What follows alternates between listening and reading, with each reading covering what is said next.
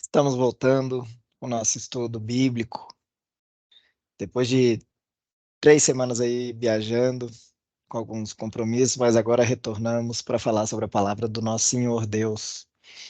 Vamos então iniciar orando, né, ao Senhor, evocando o nosso Deus para que esse estudo seja presidido pelas palavras dele e não pelas minhas. Vamos lá, Senhor Deus, obrigado por mais um dia de vida, obrigado por mais um dia à sua presença, para podermos estudar a sua palavra, para que podermos compreender mais sobre ti, Senhor. Sabemos que tudo o que o Senhor nos ensina já é uma imensidão para o nosso conhecimento, mas ainda assim sua fonte é inesgotável. A sua dimensão é inquestionável. A gente não tem noção de toda a totalidade daquilo que o Senhor realmente é, mas o pouco que o Senhor consegue nos revelar, pouco o Senhor tem nos revelado, isso nos é suficiente para a nossa salvação. Porque a tua graça nos é suficiente, ela é melhor do que a nossa vida, ela é melhor do que todas as coisas pelas quais nós podemos ter. Por isso, evocamos o Senhor para que se faça presente, para que guie esse estudo, para que sejamos fidedignos à sua palavra, para que possamos de fato compreender e cada vez mais nos relacionarmos e termos comunhão com o Senhor. Assim oramos em nome do nosso Senhor Jesus Cristo. Amém. Então vamos lá. Hoje eu escolhi como estudo, na verdade, eu sempre digo, né, a inspiração de Deus é quem faz a nossa escolha. E me tocou esse Salmo 2. Ele foi retratado de uma forma, quando eu passei a vê-lo, de uma forma bem profunda. E me deu esse ímpeto, né? Com certeza a gente sabe que é sempre inspirado pelo Espírito Santo, de trazer esse estudo para vocês, né? Esse Salmo 2, ele é atribuído, né, tradicionalmente ao rei Davi. Davi, ele foi o segundo rei de Israel após Saul. Ele é conhecido por muitos salmos que ele escreveu no livro dos Salmos, na Bíblia. E o Salmo 2 em particular, ele é um salmo real, ele é um salmo messiânico. Toda vez que você ouvir esse termo messiânico, você entenda que é um salmo apontando diretamente, de forma explícita para Jesus. Isso não quer dizer que os outros textos, que os outros capítulos, que as outras epístolas, enfim, que todos os outros livros que compõem a Escritura não apontem para Cristo, porque ele é o que é chamado por Gerhard von Groningen, né, de cordão dourado. Ele é aquilo que une todas as coisas, do princípio ao fim, de toda a escritura, de toda a nossa história. Então, alguns trechos eles são mais explícitos, e o Salmo 2 ele é explícito a apontar Jesus é o Messias. Então, quando a gente diz messiânico, a gente está tratando da profecia declarada por Deus para que nós compreendamos que Jesus é o Messias escolhido, ou seja, a confirmação daquele enviado por Deus. Então, vamos lá estudar esse salmo que é belíssimo. Vou ler o salmo completo, mas depois eu vou explicando em partes. É dito o Salmo 2. Ele é bem curto, são apenas 12 versos. Por que se enfurecem os gentios e os povos imaginam coisas vãs? Os reis da terra se levantam e os príncipes conspiram contra o Senhor e contra o seu ungido, dizendo: rompamos os laços e sacudamos de nós as suas algemas. Ri-se aquele que habita nos céus, o Senhor zomba deles. Na sua ira, a seu tempo, lhes há de falar, e no seu furor os confundirá.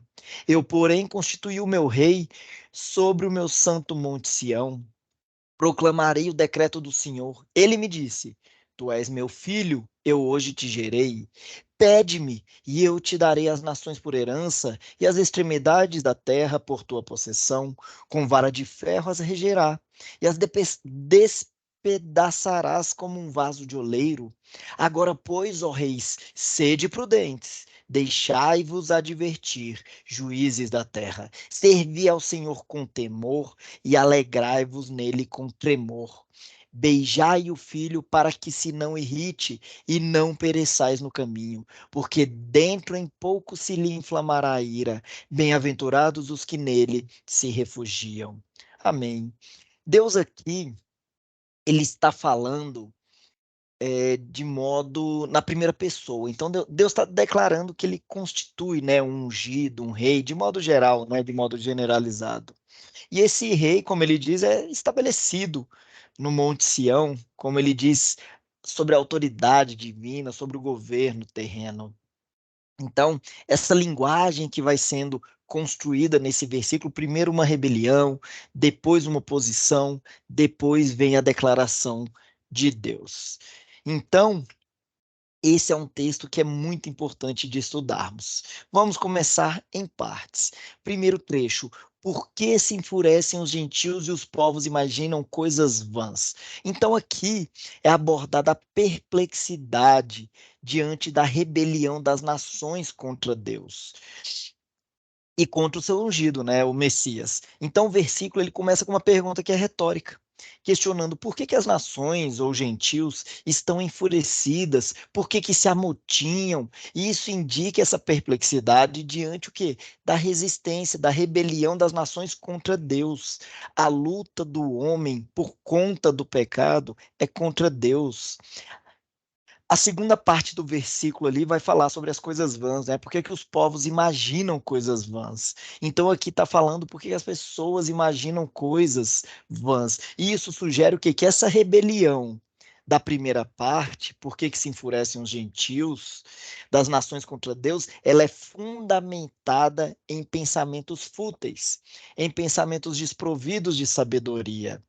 Então, toda rebelião, como nós sabemos até ao longo da história, como que começam rebeliões? Primeiro começam com murmúrios da sociedade, murmúrios daquele povo. O povo vai se murmurando, vai se angustiando e rapidamente vai se aglutinando. E quando ele se junta, ele vai se rebelar. E aí ele se rebela de que modo? Ele sempre elege alguém para guiar essa rebelião. E é o que o verso seguinte vai nos dizer: os reis da terra se levantam. E os príncipes conspiram contra o Senhor e contra o seu ungido, dizendo: rompamos os seus laços e sacudamos de nós as suas algemas.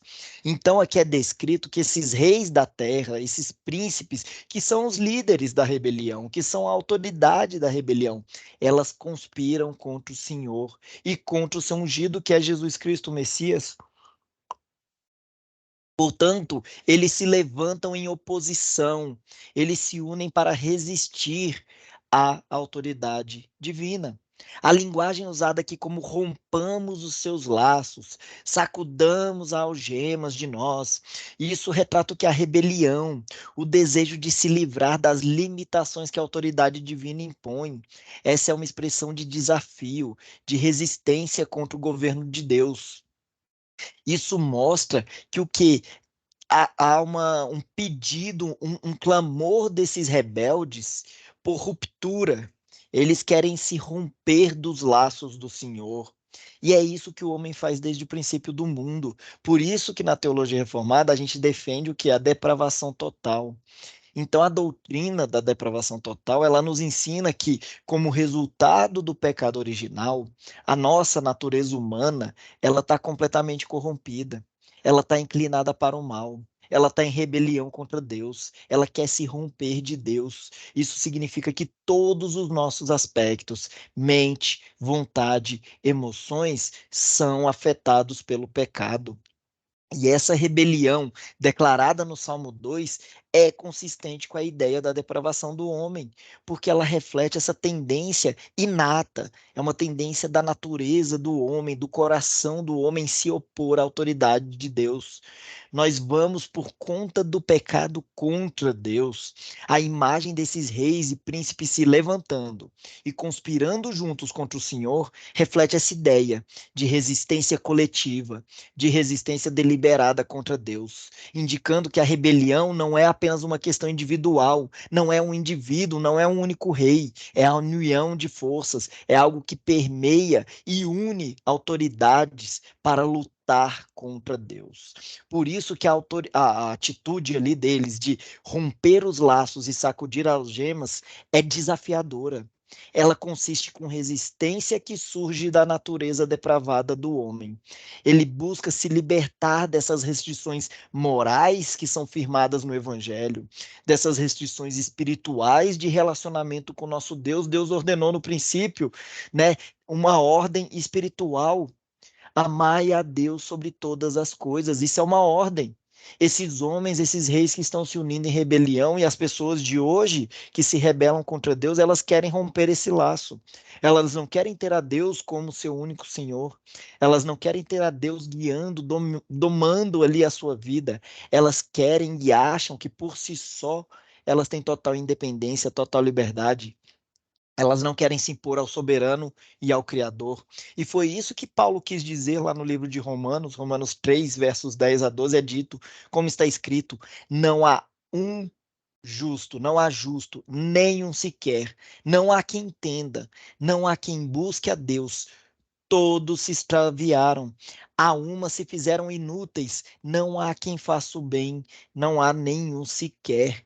E essa é a condição pecaminosa universal da humanidade. Paulo está enfatizando que todos nós, judeus, gentios, brasileiros, romanos, europeus, americanos, africanos, não importa.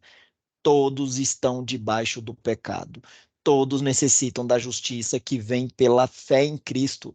Mas, como é dito em Efésios 2:8, a fé é um dom dado pela graça de Deus. Então, é a graça de Deus quem deve permear a nossa vida para que a gente não se rebele contra Ele. E continua o salmo.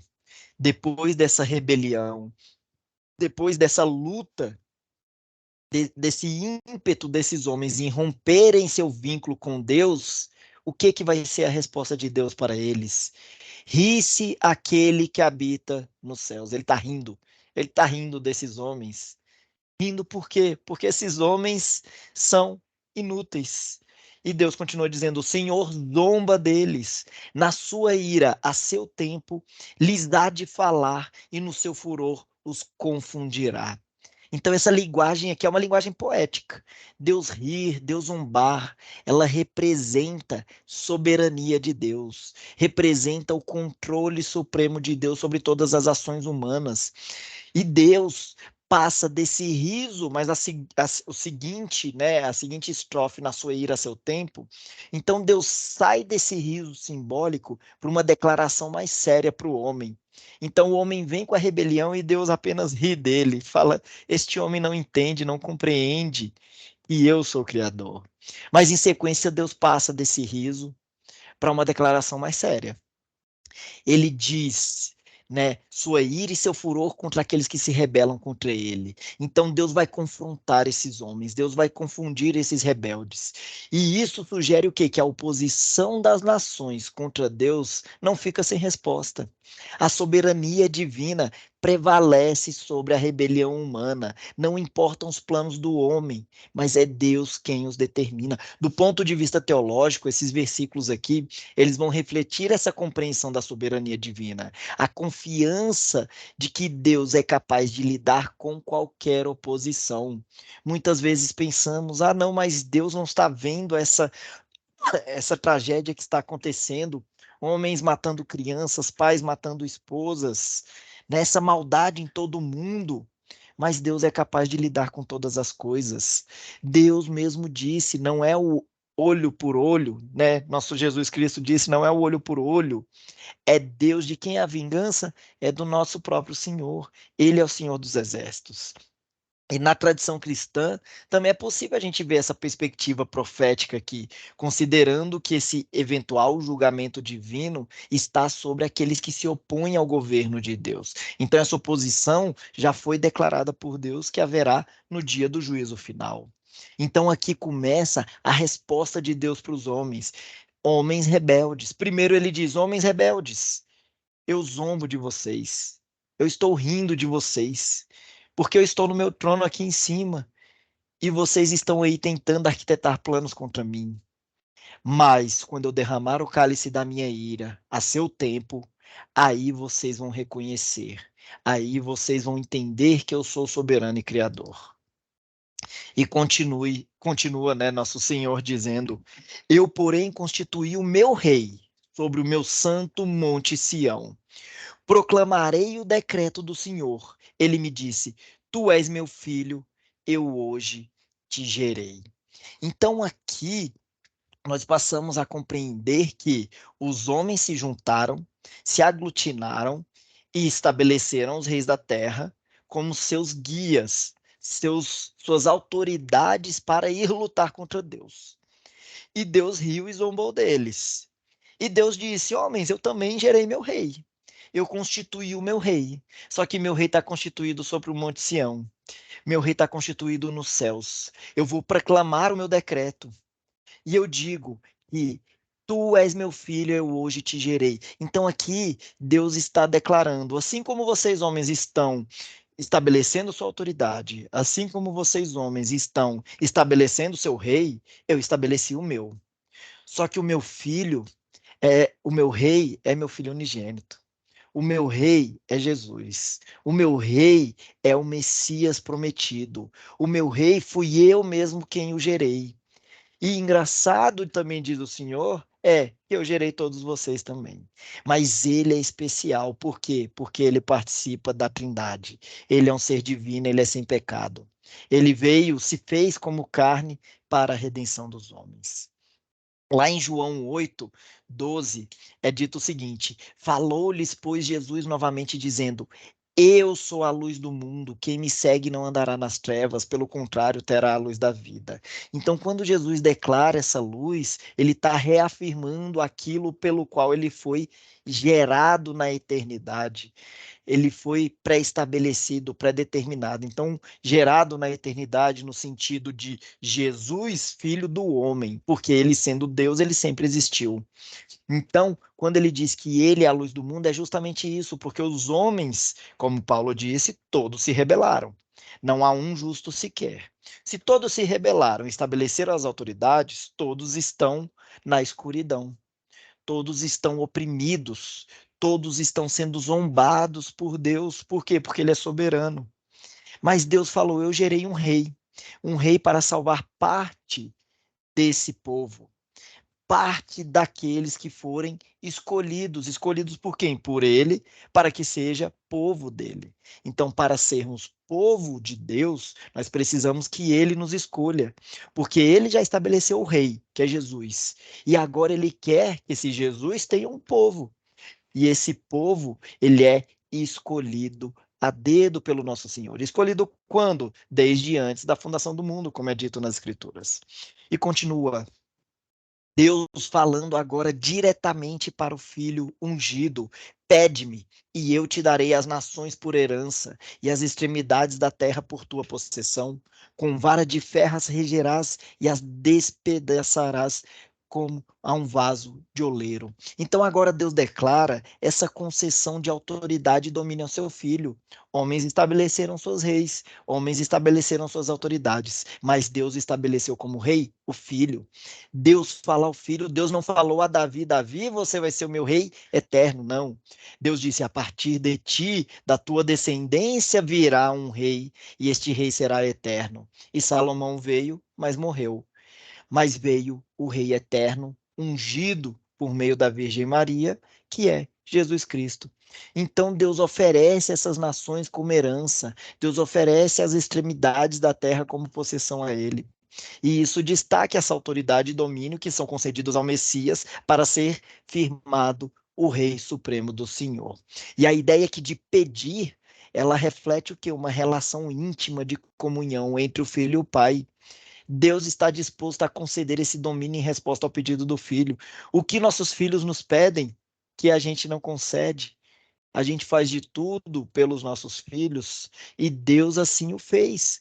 E o cetro de ferro aqui que é declarado é para descrever o que é a autoridade do filho sobre as nações. O termo cetro de ferro, ele sugere um governo firme e inabalável. E por fim ali é retratado, né, a capacidade do filho de quebrar. do Filho de despedaçar as nações rebeldes.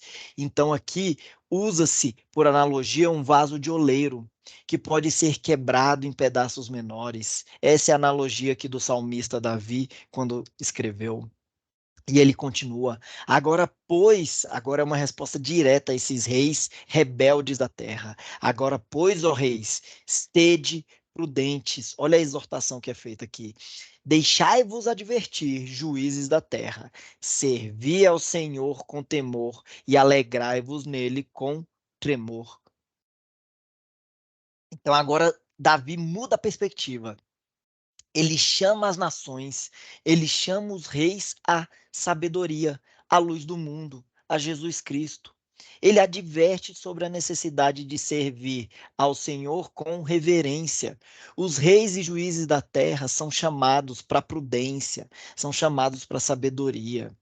E isso implica que, apesar dessa rebelião do homem mencionada no início, há uma oportunidade para a sabedoria, há uma oportunidade para a submissão diante do Senhor. Isso é a exortação que é feita aqui, é o convite à instrução, é uma advertência. Sugere que a sabedoria vem da disposição de ouvir a palavra de Deus, de aprender, de compreender, e especialmente referente a todos os caminhos e mandamentos. Por isso que lá no final de Mateus é dito pelo nosso Senhor: ide pregai o evangelho, ensinando a todas as pessoas, batizando em nome do Pai, do Filho e do Espírito Santo, ensinando aquilo e instruindo sobre todas as coisas que eu vos disse. Tudo que ele nos disse é instrução. Toda a Bíblia é inspirada, toda a Bíblia serve como ensino. E a resposta apropriada para essa soberania é o serviço do Senhor com temor, tá aí, serve ao Senhor com temor. É dessa forma que você vem servindo a sua vida ao Senhor, com temor. E isso indica uma adoração reverente, uma adoração respeitosa. Você deve reconhecer a majestade, a santidade de Deus. Isso é quando você parar para pensar em tomar uma decisão, primeiro colocar nas mãos de Deus para decidir. E Ele te guiará para o caminho certo. E por fim diz aí: alegrai-vos nele com tremor. Então vem a alegria, mas a alegria é acompanhada do tremor, ela não vem sozinha. Isso ressalta uma dualidade, uma alegria profunda, mas uma alegria reverente. E do outro lado, reconhecendo a grandiosidade de Deus e nossa dependência dele. Ou seja, não é uma alegria para a glória do homem, não é uma alegria para a satisfação do homem, é uma alegria para a glória de Deus, porque para isso fomos constituídos, para dar glória a Deus. Na Confissão de Fé de Westminster é dito isso como a primeira pergunta: para que o homem foi feito? O homem foi feito para dar glória a Deus. Este é o fundamento do homem. E termina o salmo dessa forma: beijai o filho para que se não irrite e não pereçais no caminho, porque dentro em pouco se lhe inflamará a ira. Bem-aventurados todos os que nele se refugiam. Então o salmo é encerrado com uma nota de sabedoria, uma exortação a essa adoração que tem que ser reverente com tremor. A expressão beijai o filho, ela é simbólica de submissão, de homenagem. Num contexto cultural, beijar é um gesto de respeito, um gesto de submissão. Sugere o que? Uma chamada à rendição voluntária diante do Filho de Deus, porque ele foi firmado rei. A exortação é seguida por uma advertência. Para que que você vai beijar o Filho de Deus? Para que que você vai se submeter a ele? Para que se não irrite, para que não morra no caminho. É isso que ele está advertindo a cada um de nós, advertindo que se a rebelião houver, se a resistência ao filho houver, a ira será derramada sobre ti. Deus vai inflamar sobre ti, Deus vai jogar fogo sobre ti, o fogo que nunca se apaga. E o versículo é concluído com uma nota positiva, destacando a bem-aventurança. Bem-aventurança daqueles que confiam no Filho, bem-aventurança daqueles que confiam em Jesus como Messias. A confiança e a submissão ao Filho resultam em bênçãos, em favor divino, que é a graça de Deus, a graça da salvação. É isso que ela nos reflete. E qual a conclusão que nós podemos ter nesse estudo de hoje do Salmo 2? Em seu comentário, Tomás de Aquino comentando, né, esse Salmo 2, ele explica que esse Salmo 2, de uma forma geral, ele trata dessa realeza de Cristo. Ele trata do reinado de Cristo prefigurado pelo rei Davi. Por quê? Porque a gente teve sempre uma prefiguração no Antigo Testamento apontando sempre para Cristo. Houveram vários sacerdotes, mas o sumo sacerdote do reino de Melquisedeque é Jesus Cristo. É ele quem clama a Deus, é ele quem opera a Deus para que nós possamos o quê? De fato ser salvos, mas ele como sumo sacerdote precisa de uma oferta, precisa levar a Deus uma oferta. Os homens levitas levaram ao longo do tempo, os judeus, o quê? Ofertas de cereais, ofertas de animais mortos. E Cristo levou a quem? A ele próprio, ele se fez cordeiro e morreu pelos nossos pecados.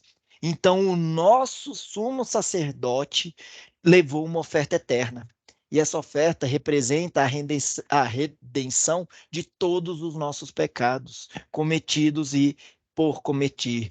E ele também é o cumprimento de um reinado, como Tomás de Aquino destacou, prefigurado pelo Davi. Ele então é o rei. Deus estabeleceu ele, como nós lemos no Salmo. Eu te gerei, te estabeleci meu rei. Ele é o único rei. Portanto, Tomás de Aquino vai destacar aqui dois pontos importantes que eu vou, apesar dele fazer o estudo completo do Salmo 2, mas dois pontos importantes ele destaca. Primeiro, essa oposição por parte do povo escolhido dos gentios. E ele usa duas metáforas, tanto a do cetro de ferro quanto a do vaso de argila, né, de oleiro. Então, Tomás de Aquino diz que o cetro indica esse poder, que é o poder do Cristo Rei. E Tomás leva a análise mais longe. Ele diz que esse cetro de ferro é o cetro da retidão, lá do Salmo 45, versículo 6. Ou seja, é pelo cetro que os reis impõem disciplina. É por ele que ele pune os delinquentes. Então, quem se mantiver rebelde, quem se mantiver com essa ruptura ao nosso Senhor, nosso Deus, será julgado por meio do cetro de ferro.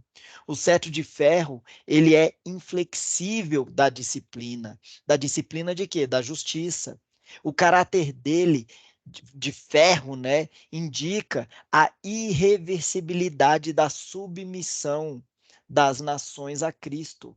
Então Tomás ele vai relacionar esse Salmo 2 com uma passagem também lá de Apocalipse, Apocalipse 12, versículo 5, quando é dito, né, que a mulher deu à luz um filho que deve reger as nações com cetro de ferro. Ou seja, o rei, a Maria, né, que deu origem, a partir do Espírito Santo dado por Deus, ao Filho, que é Messias, para reinar todas as nações. E para comentar sobre o verso de Agila, né, como eu disse que é o segundo ponto que Tomás vai evocar ali, ele traz o oleiro, a figura do oleiro. E aí ele cita Jeremias 18, 3 a 5 diz lá, né? Desci à casa do oleiro e encontrei ocupado a trabalhar no torno, né, que é usada a linguagem. Então, quando o vaso que estava a modelar se desfez, pôs-se a fazer um novo vaso. Então, quando o oleiro viu que aquele vaso se quebrou, ele começou a fazer um novo vaso. Assim são os vasos que são os pagãos, que estavam o quê? Mal formado.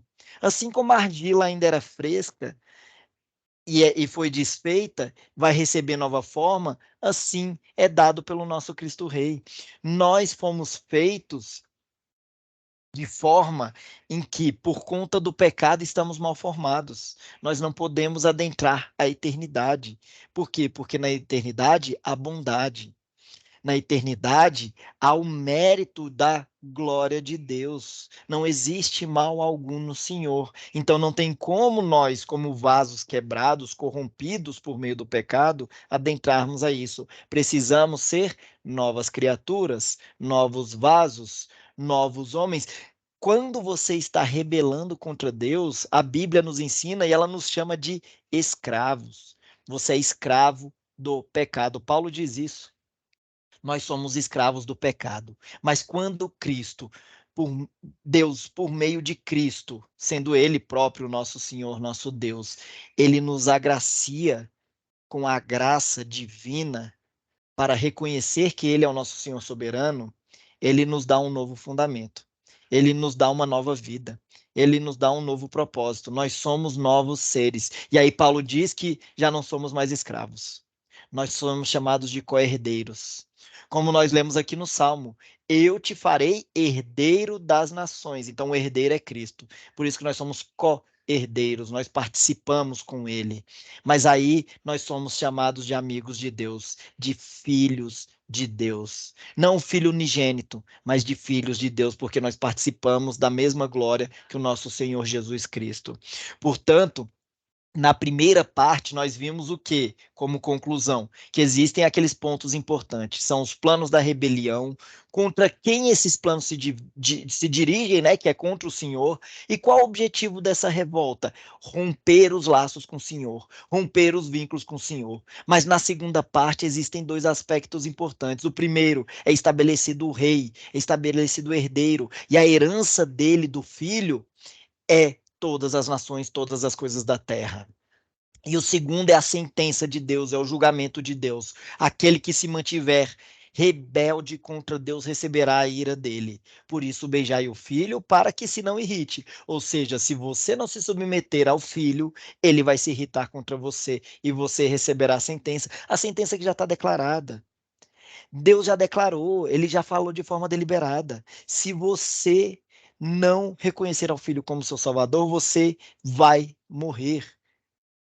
E a partir disso, nós podemos ainda concluir com o fechamento de forma geral, lembrando que o Salmo, ele retrata dessa rebelião das nações contra Deus como algo fútil, como algo vã. Então, qualquer tentativa de se opor ao plano divino é o que é irracional. Porque quem tem o poder supremo? Nosso Senhor Deus. O Salmo destaca ainda essa soberania de Deus, que é absoluta. Ela é sobre toda a criação. Ele está no controle. Ele ri, ele zomba dos homens. E isso também é um salmo de profecia messiânica, como eu disse, ele aponta para Jesus Cristo como o rei ungido por Deus. E o Novo Testamento ele faz referência a esse salmo em relação a Jesus como filho de Deus messiânico, rei messiânico. E qual é a aplicação que nós podemos ter desse estudo de hoje? Bem, nós devemos cultivar uma consciência constante dessa soberania de Deus sobre as nossas vidas, sobre o mundo como um todo, sobre todas as nossas decisões. Isso nos traz paz, isso nos traz confiança, isso nos traz segurança, mesmo diante das incertezas que a vida tem. Nós não temos todas as respostas. Por quê? Por conta da fonte inesgotável que é o nosso Senhor. Mas aquelas respostas que Deus nos dá são suficientes para que nós creiamos e entregamos a nossa vida a Ele. Segunda aplicação, nós devemos conscientemente evitar mentalidade rebelde. Devemos evitar mentalidade que se opõe aos planos, que se opõe aos mandamentos de Deus. Em vez disso, escolham submissão, escolham obediência. Reconheçam que qualquer tentativa de romper com Deus é fútil. Qualquer tentativa de se afastar do Senhor é irracional. Devemos também estar conscientes da possibilidade da ira divina. Ou seja, se você se mantiver rebelde, se você se mantiver resistente, você vai receber a ira divina, a sentença já está declarada. Isso não significa que você deve viver com medo, mas sim você deve reconhecer a seriedade de escolher um caminho que não se oponha aos princípios divinos. Então, assim como o Salmo exortou os reis, os juízes a serem prudentes, devemos buscar essa mesma sabedoria divina em nossas vidas diárias. E isso envolve o quê? Oração, estudo da Bíblia, buscar fazer a vontade de Deus, primeiro orando a Ele para que Ele guie o seu caminho. E a exortação ali de beijar o filho, né, no fim do salmo, sugere essa adoração reverente à submissão de Deus. Implica o que? Essa comunhão que você deve ter íntima com Jesus Cristo. E Cristo disse, né, aquele que tem fé em mim, eu estarei nele e ele estará em mim, eu permanecerei nele e ele permanecerá em mim. E isso é uma segurança, é uma certeza. Nós não perdemos nossa salvação. Se Deus nos escolheu, de fato nós estamos escolhidos. E isso não sugere que nós somos melhores do que qualquer outra pessoa, de modo nenhum. Nenhum de nós é merecedor, mas Deus, na sua bondade e misericórdia, é quem escolheu a cada um de nós. E por que que ele escolheu a mim, ou a você, ou a qualquer outra pessoa, e não escolheu uma outra? Pela soberania dele, porque é ele quem escolhe. Ele quem diz: eu me aprazo de quem eu quiser me compadecer e não me compadeço de quem eu não quiser me compadecer. Ele deu exemplo para nós em Esaú, em Jacó. Antes de serem gerados, eu já havia amado a Jacó e não amado a Esaú.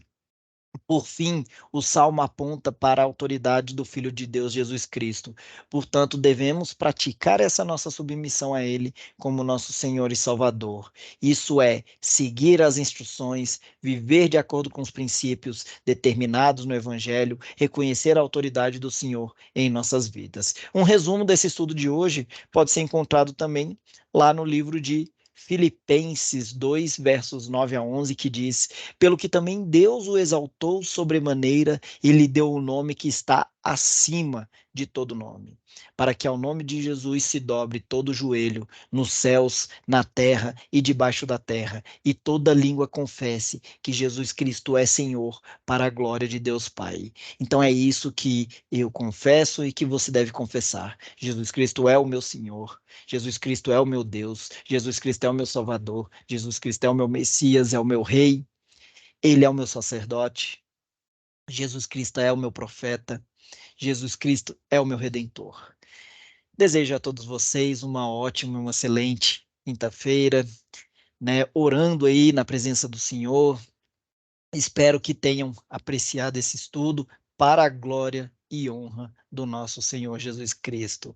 Amém. Tenham todos um excelente dia.